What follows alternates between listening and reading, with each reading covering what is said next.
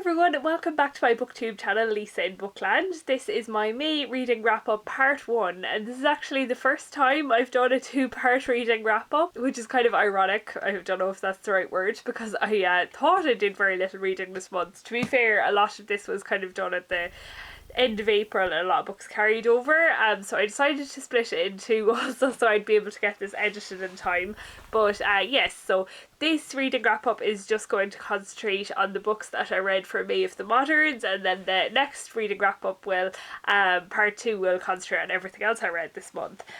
So yes, so I read 15 books in total, and I'm going to talk about 7 books today. Oh, and as well as the read for May of the Moderns, I'm actually going to mention the one classic here as well, a Victorian classic, because I just thought it fitted in well. So yeah, I'm going to talk about the classic first. Unfortunately, I did only read one Victorian classic this month, so which means I've not met my goal of the classics that I wanted to read, my usual Victorian literature classic, because this is actually my April classic, but it was really good, and I'm sure I'll catch up later in the year.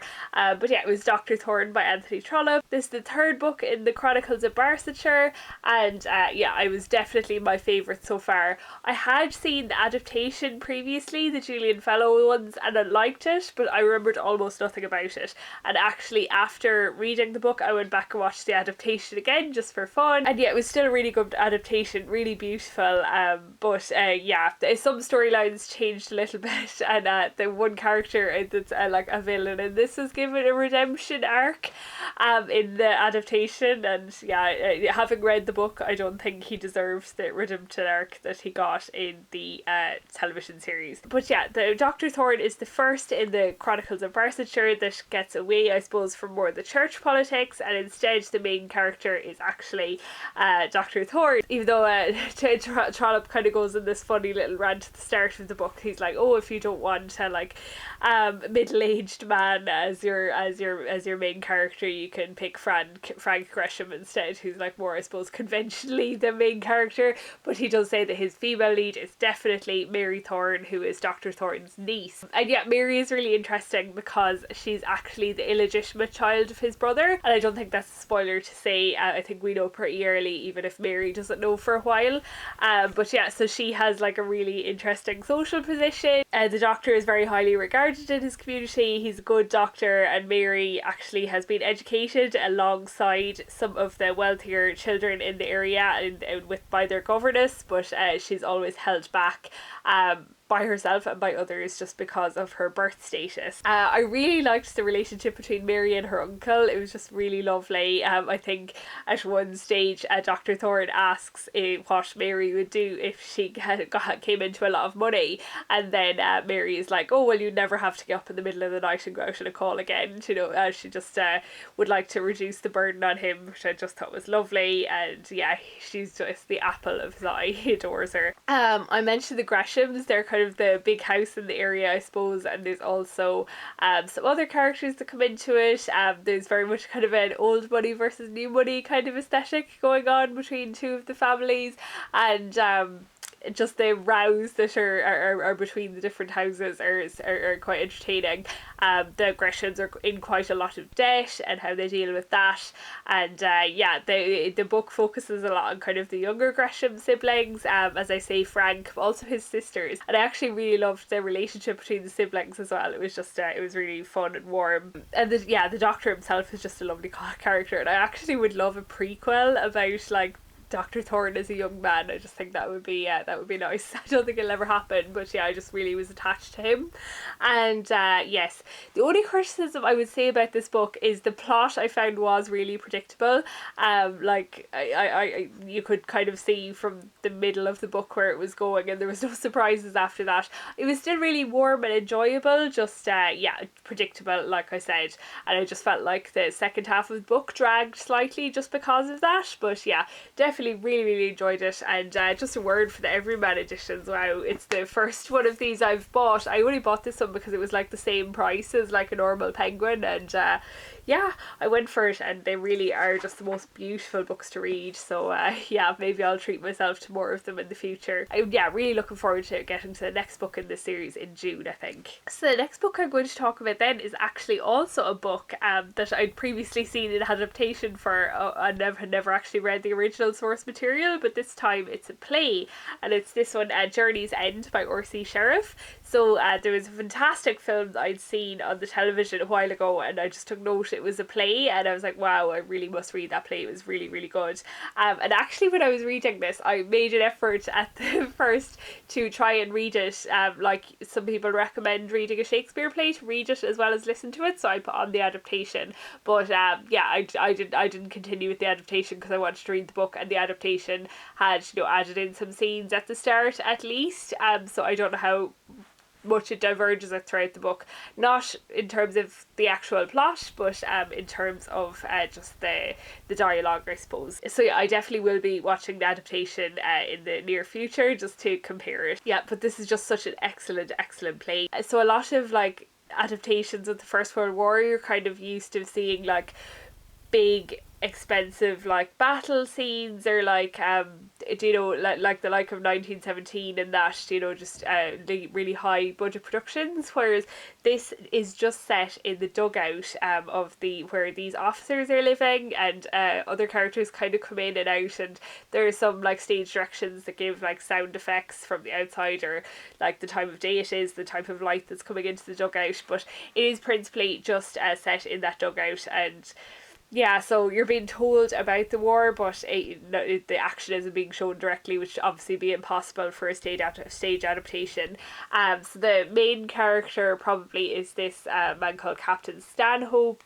He's been in the war for a very long time, without any home leave. He's regarded as an excellent captain, but it's pretty clear that he's really tired at this stage. There's also other characters like Osborne, who everybody calls Uncle Osborne in the group, because he's that kind of figure. I suppose he's a bit older and he tends to look after them, including Stanhope. And then in the midst of that, this younger officer that's just fresh out of training comes in, Lieutenant Raleigh, and he actually knew Stanhope at school, so yeah, it's just about his introduction into the army and into this company. Yeah, so just like really brilliant characters. It, like, even just reading it, not mind the because the adaptation has been a few years ago, I can't really remember, but even just reading it, you just got so into each of the characters, and they were so clear, and yeah, and the setting and stage directions really helped. But yeah, just really sad and stark at stages as well.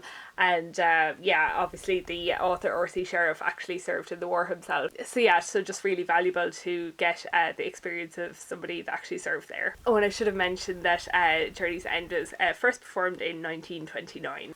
So staying with the theme of war is this book, Company K by William March. I picked this up in Daunt Books a while ago when I was in London, and yeah, another really good book about the First World War, and another author that actually did serve in the war themselves, as I'm sure is the case with a lot of these books written in the modern period.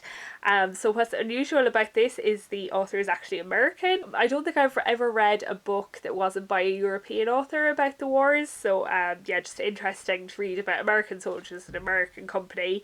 And yeah, the most interesting thing about this book was I think I mentioned it in my TBR, but just the way it's told. So it is, the roster of the men is at the start of the book, so each man in the company gets like 2 to 3 pages, and it's told from their perspective in the first perspective, and you'd think that'd be really confusing, but it actually isn't, and it works so well. So you're moving forward in time generally, apart from sometimes like for a significant event, it might be told by multiple different people in the company, and from different perspectives, or it might like move backward a tiny bit to get that perspective. The members of the company will obviously refer to each other, which you'd think would be really confusing again, but generally those chapters are kind of consecutive, so you do manage to keep up with them all.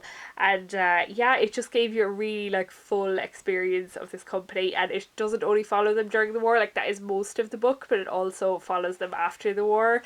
And yeah, even the last scene was so like impactful about like this company of men that were all together for this really significant time in their lives, and then you know, they diverge after that and live different lives, and how the different experiences affected them. It is really unflinching and covers some like really shocking incidents, like probably most memorably the murder of a group of German prisoners, but also some moments of humour and lighter moments. I think my favourite bit bit where, like, which was told from different perspectives, was about these two soldiers that always patrolled together, and one was thought he was a bit too smart to be to be where he was, and he was very fond of poetry and reciting it, and he'd be all the time reciting poetry and talking about poetry on his patrol. And he thinks that this other soldier, he says that he's, you know, always sullen looking and looking down and never talks, and that he thinks he's like really uncommonly dumb. And then we get the perspective of the other soldier immediately afterwards, who reveals that he just really loves listening to your man saying poetry, and like thinks that your man is absolutely amazing, and he's just afraid of looking stupid. So yeah, that was just, I suppose, a nice kind of lighter moment. So just to mention that this book was written in 1933, there is one or two scenes of period typical racism, I suppose you'd say, and the most trigger I'd say is that there is one use of the N-word in this book. So yeah, just to know that going into it. So to follow on from the war fiction, I also read a mystery. Unfortunately, I didn't get to the Agatha Christie that I had on my TBR, which I'm a bit disappointed at, but hopefully I'll get to that later in the year. It is a Christmas Agatha Christie, so maybe I should leave it for December. But the one I did read was this one, Clouds of Witness by Dorothy L. Sayers. This is the second book in the Lord Peter Wimsey series, and the murder being investigated is actually the guest of his brother, and his brother is now convicted for murder. And yeah, Lord Peter obviously gets involved and is trying to prove his brother is innocent in as impartial a way as he can, obviously, but we do get to see some more of Lord Peter's family. It was a good, quite enjoyable read. Although I have enjoyed the two Lord Peter books that I've read so far, they haven't had the same kind of spark as for me as, say, in Inspector Morse, which I really, really enjoyed. But I'm going to keep pursuing them because I have heard that they get a lot better when Harriet Vane comes into it. So I'm going to keep going until at least that. And it is nice to just pick up a mystery every once in a while, which I'm not very good at doing. But yes, I always find with mysteries, because I don't read much of them, they really do take a lot of concentration at the start, don't they? Like, you just, especially this, I think it maybe alienated me a little bit at the start, because at the start Lord Peter has been on holidays and he's just coming back to England, and his manservant Bunter gets a newspaper and reads it, and he starts packing up Lord Peter's things again because he said that he'll probably want to be somewhere else, and he does. The whole book starts off with Bunter like narrating the newspaper article. It doesn't just give the newspaper article, it's Bunter summarising the newspaper article with all of the details in just a really kind of long-winded way. Like, it's needed for the setup of the mystery, but yeah, it was a bit of a tiring first chapter. So but again, as I say, I don't read a lot of mysteries, so maybe I'm the kind of mystery person, I don't really attempt to solve the mystery myself. That's probably really bad, but like, I just like to be shown it unfolding. Yeah, you just need to put in the effort, don't you, to think of all the clues you're being given in that. But yes. Oh, one thing I will say about this book is I wish like Lord Peter wasn't in it at all, and we could just focus on Parker, especially Parker in Paris. I just loved him. He is like the detective that Lord Peter works with, like the official detective, and I think he's brilliant.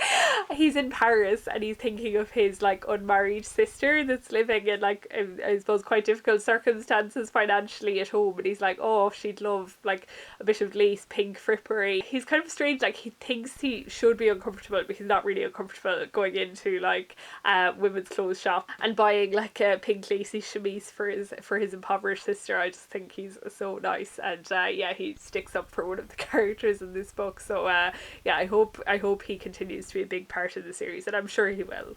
I suppose for the rest of them it's just a little bit harder for us to relate to Lord Peter. I don't know, like they're just aristocrats, aren't they? So next on to a children's classic, and that is The Call of the Wild by Jack London. So I had read, this is an old book, I've had this for ages, and I did read it when I was a child, but I couldn't remember it very well, and I don't think it was one of my favourites. But yes, another children's classic that you absolutely would not expect to be so violent. yes, there are multiple instances of like dogs getting killed in this book, torn apart by other dogs, killed by humans, drowned. Oh my god, so much violence. Book, the narrator is a dog. He is, at the start of the book, he's living like as a pet with this judge's family, and he's actually stolen, and through various circumstances he ends up in the upper reaches of Canada in the gold rush of the 1890s. And yeah, he has several different owners, some that he really likes, some that he are terrible owners and just are a bit clueless. But yeah, I suppose it's by him finding the call of the wild, like, you know, trying to losing his former pettish self and becoming a more wild dog. So yeah, his like spirit definitely was to be admired, and he the way he establishes himself with the packs of dogs that he is in and that. So yeah, maybe just not a classic that translates as well to modern times, but yeah, still an enjoyable read. So next up then is this book which I've been dying to read for ages, A Diary of a Provincial Lady by Delafield, and this Persephone Classics edition. And oh, this is duly deserving of all the hype. I thought it was such a funny and entertaining read. So it is exactly what it says on the tin. So a diary, it's told in diary format, from this like middle class lady in like the what was this published? 1930. So yeah, lady of that time, and her cares and troubles and joys, I suppose. She lives in the country with her husband and 2 children, and the son is often away at school, as they would have been. She has to deal with inconvenient visitors that she's not prepared for and doesn't really want, or sometimes outstay their welcome, neighbours that keep poking in and she has to entertain them even though she doesn't want to, her children who can sometimes be terrors and sometimes pop in when she has guests and say things that she would really rather they didn't. But still, when she's leaving the son to boarding school, she cries the whole way home when she's coming back. Yeah, and she's always short of money. Like she's always kind of putting off these letters from her bank manager. It actually is kind of like Confessions of a Shopaholic. She does love going to London to visit her wealthier friends, and like maybe she's envying the like life that they have, and she'd like to be able to buy some more things for herself and she can't. Her husband is quite like cold sometimes, like not really like uncaring, I suppose, just a bit distant.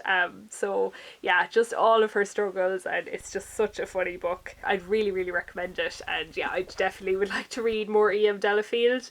And yeah, it is filled with all these lovely illustrations, like that's her daughter Vicky. So yeah, really recommend. And yeah, it was kind of funny that this book mentioned Journey's End when did you know I had unintentionally read that as well.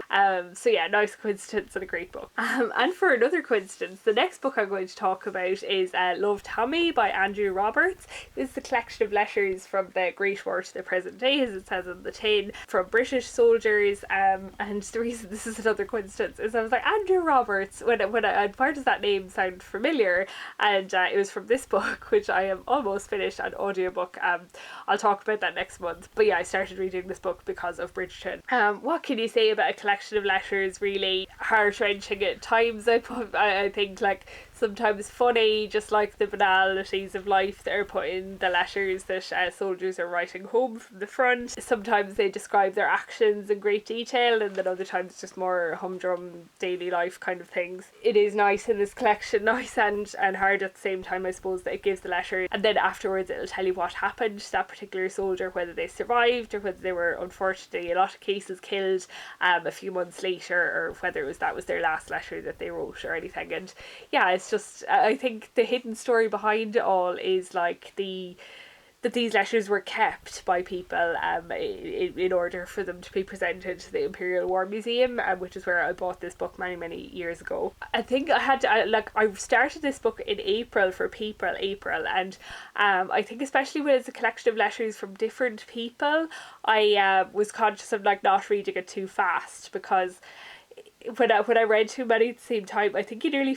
kept forgetting that they were real people, and you were thinking it was like, I don't know, a epistolary novel or something. So yeah, I made the effort to read it slowly, and yeah, I think it definitely paid off. I think the one I remember most isn't actually a tragic letter at all. It's quite funny, and it's like a letter template for soldiers writing home from the front, just written as a joke. So it's my dear/dearest/darling. I can't write very much today as I'm overworked/busy/tired/lazy. Things are away are going on quite well /much as usual /Pamal. We/the Huns put up a bit of a show last night or yesterday with comparable /tolerable without any success. The German offensive is obviously /apparently /we will hope a complete failure. Oh, I could go on. I think the part that made me laugh and brought back that some things never changed throughout through the years are I hope you are well /better /bearing up /not spending too much money /getting on better with mother. Isn't that brilliant? Yeah, I just thought that was really good. I think it's anonymous.